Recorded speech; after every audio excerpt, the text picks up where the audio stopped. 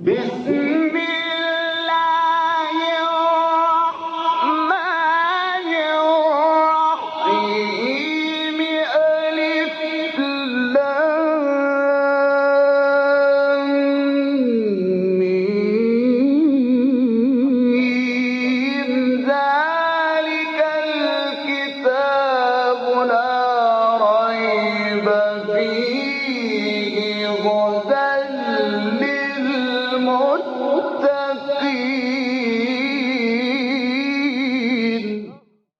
Interpretation of the Holy Quran. Bismillah ar-Rahman ar-Rahim. In the name of Allah, the Beneficent, the Merciful. With the assistance of Allah, we began to have a concise interpretation of Quran. We reached to chapter Baqarah. This chapter is the longest chapter of Quran which is revealed in Medina. It has 286 verses. Please listen to verse 237. وَإِن طَلَّقْتُمُوهُنَّ مِن قَبْلِ أَن تَمَسُّوهُنَّ وَقَدْ فَرَضْتُمْ لَهُنَّ فَرِيضَةً فَنِصْفُ مَا فَرَضْتُمْ إِلَّا أَن يَعْفُونَ أَوْ يَعْفُوَ الَّذِي بِيَدِهِ عُقْدَةُ النِّكَاحِ وَأَن تَعْفُوا أَقْرَبُ لِلتَّقْوَى وَلَا تَنسَوُا الْفَضْلَ بَيْنَكُمْ إِنَّ اللَّهَ بِمَا تَعْمَلُونَ بَصِيرٌ. And if you divorce them before you have touched them and you have appointed for them a portion, then pay to them half of what you have appointed, unless they relinquished or he should relinquish in whose hand is the marriage tie.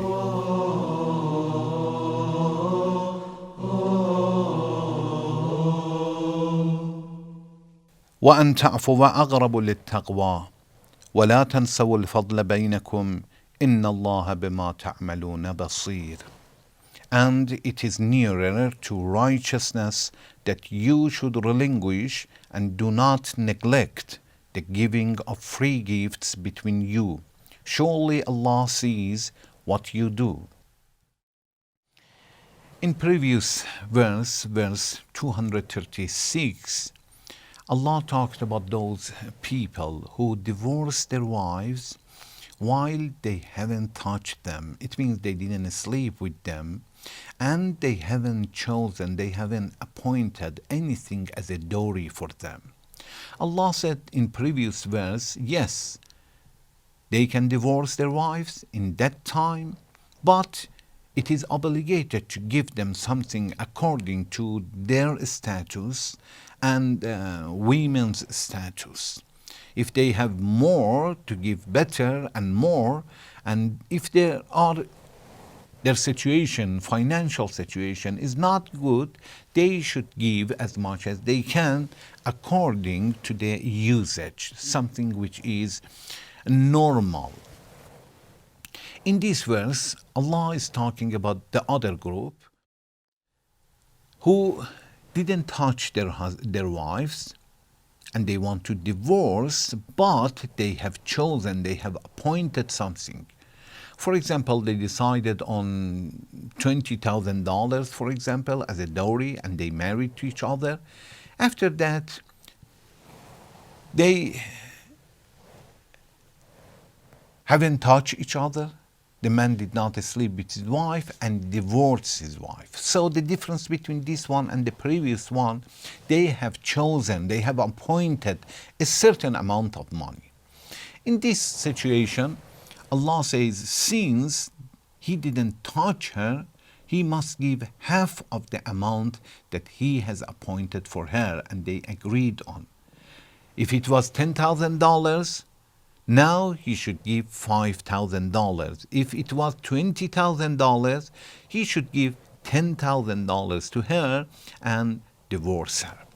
It means if he wants to divorce after sleeping with her, after touching her, Allah says touching and wants to refer to sleep together, if he touched his wife and he wants to divorce, and they have appointed something for themselves, for the wife, they agreed on something, after sleeping he has to give all. So before sleeping, half of the dowry, after sleeping, all the dowry.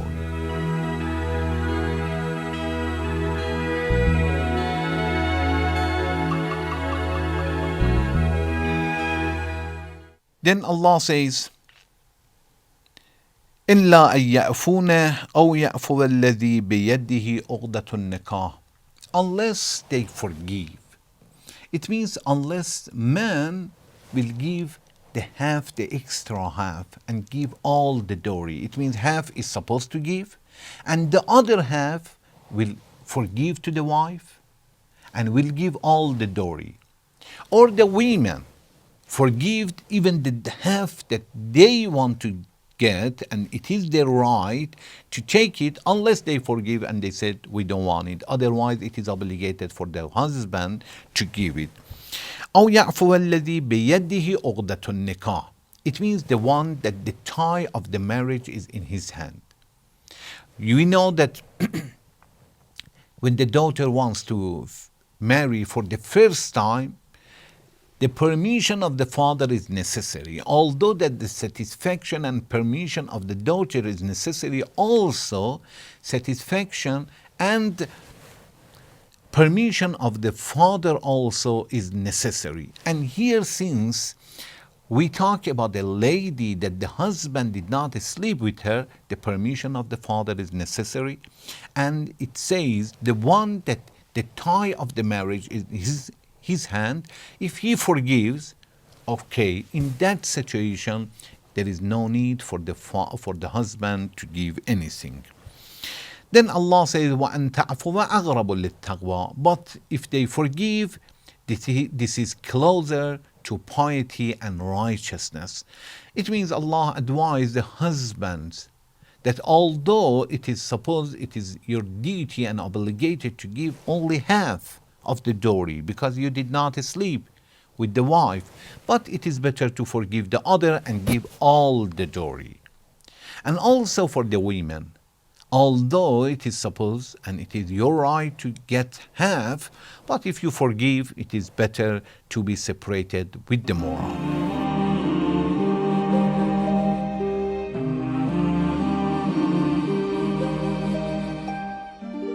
وَلَا تَنْسَوُا الْفَضْلَ بَيْنَكُمْ. And Allah says, you should not forgive the fadl. Fadl, it means free gift, something which is not obligated to you, but it is better not to forgive. In the time of marriage, usually husband and wife, both of them are in a bad situation, and by forgiving something, by giving a little more gift, they will reduce the problems and difficulties and disasters that they have gone through and they are going through. From this verse, we understand a few issues. One, we will see that when Allah wants to point out to the sleeping together, Allah says touching, or he touched her or he didn't touch it. It will tell us that when you want to talk to each other regarding to marriage issues, it is better to keep the respect and talk with the moral. Don't talk very openly. Don't use certain words, although you are alone and you are husband and wife, but it is better to keep the respect among yourselves. And second, we will see that Allah says that unless the husband will forgive or the wife will forgive, Allah wants to say, and Allah says, وَأَن تَعْفُوَ أَغْرَبُ لِلتَّقْوَى. And it is nearer to righteousness to forgive each other. Allah wants to encourage husband and wife to forgive, to give extra gift, to give extra to each other, because many verses and many narrations are advising us to take care of each other. care for each other, deal with each other with the moral. And one of the very, very important issue is the marriage. And in the time of divorce, which is very difficult time for husband and wife, Allah advised to give a little gift or extra to each other.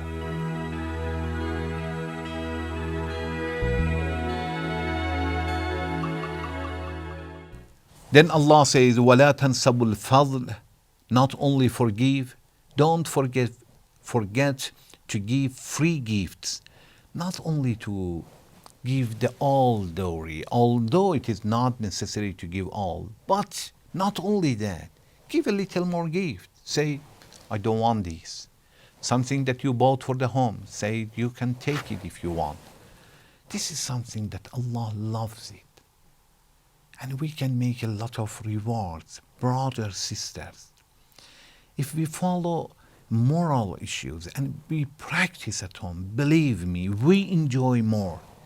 If you forgive and you will be able to forgive and give extra to your wife, you will enjoy it more.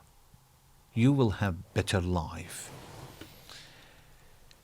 Please listen to verse 238 and 239. حافظوا على الصلوات والصلاة الوسطى وقوموا لله قانتين فإن خفتم فرجالا أو ركبانا فإذا أمنتم فاذكروا الله كما علمكم ما لم تكونوا تعلمون.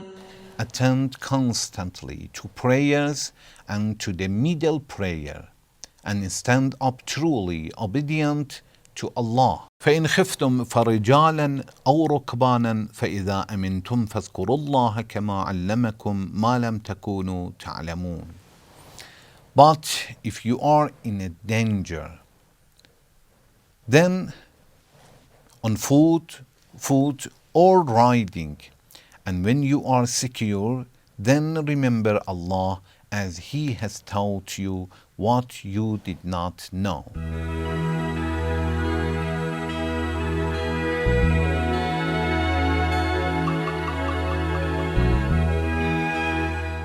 First, Allah says, حافظوا على الصلوات والصلاة الوسطى. Allah says, attend constantly to all the prayers. Try to care for all your prayers. Protect them. Keep them. Give life to your prayers. وَالصَّلَاةِ الْوُسْطَى, and middle prayer. First of all, when we talk about حافظوا, we translated as attend constantly, or protect, or give the respect. Protect is one of the very good meaning, but protect the prayers, what does it mean? When we use these words about different issues, it is going to have different meanings. For example, when we say protect your your money, your property, your home, protect your home, it means lock it. Protect your money, it means keep it far from thief. Any place you put it, try to lock it. This is the meaning of protecting money. So protect of anything we say, it depends. For example, we say حافظ مع وجهك, protect your dignity. It means don't do something to hurt your dignity. Don't backbite others, for example. Keep the dignity of others. Protect others مع الوجه, the dignity of others. It means don't backbite them. Don't accuse them. When we say protect your body, it means something which is going to hurt you. Don't eat it or don't drink it. Protect your moral. It means try not to be jealous regarding to others. Don't be proud of yourself. You don't have anything from yourself. Protect your dignity. It means, or your moral. It means try to be humble. So we will see that when we say protect for Different items have different meanings. Protect for prayers. حافظوا على الصلوات. Attend constantly prayers. It means try to pray on time. If you want to pray Zohr, you should know that first of all, pray all the time. Each prayer has a certain time. For example, Zohr from noon until sunset. And evening prayers, after that, in the night, we have to pray until the midnight. Morning prayer from dawn, from Fajr, Azan al-Subh, morning prayer is start from that time until sunrise. Otherwise, this is out of time and we commit sin to pray out of that. Not only that we must pray in certain times, which is appointed for them, also it is better to pray on time. It means Zohr prayer on time, evening prayer on time, morning prayer immediately after Azan al-Subh, after call for morning prayer. So this is the meaning. Also, when we want to pray, we should keep it with respect. Our clothes should be very clean clothes. We should use perfume, for example. It is recommended to do that, to pronounce the words very well, not to pray in a wrong way. And all of them will tell us that if we practice them, it means protect the prayers and keep the respect to that. And Allah says, attend constantly prayers and protect it. Was-salat al-wusta. Inshallah, in next section, I'm going to talk about salat al-wusta, the middle prayers. What did Allah mean from middle prayer? Thank you very much for watching. Wassalamu alaikum wa rahmatullahi wa barakatuh.